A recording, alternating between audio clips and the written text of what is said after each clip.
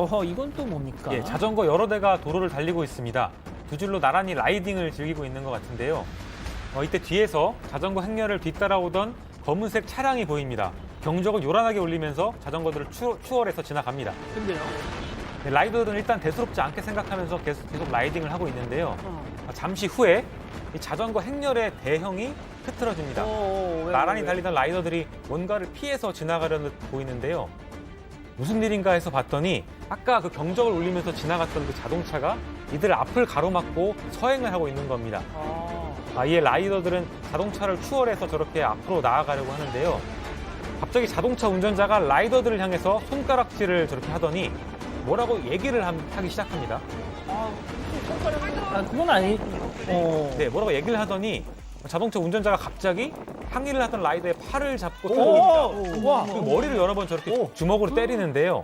팔을 당기고 때립니다. 아니, 지금 뭐 갑작스러운 폭행 때문에 그대로 도로 위로 넘어졌고요. 순식간에 지금 아수라장이 돼버렸습니다. 아니, 이게 왜 저러는 거야, 도대체? 네, 이 앞에서 이 영상을 촬영하고 있던 라이더가 있었는데 그 라이더의 아내가 이 영상을 보고 운전자가 남편을 저렇게 때리는 걸 보고 직접 보고 큰 충격을 받았다고 합니다. 그렇겠죠. 이후 현지 경찰이 현장으로 출동을 했는데요.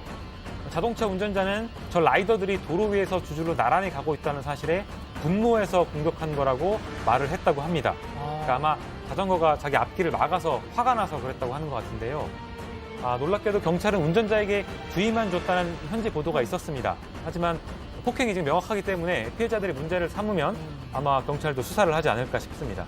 아니, 변호사님, 저거 아무리 좀 화가 나도 저렇게 하면 좀 진짜 큰 사고 날 뻔한 건데. 너무나 상식적인 얘기잖아요. 그리고 저렇게 가는 게 영국에서도 불법도 아니랍니다. 제 말은 자전거가 저렇게 운행하는 게. 그런데 거기에 대해서 화를 냈다. 우리도 사실 이제 자전거 승용차 간에 맞아. 상당히 실랑이들이 많거든요.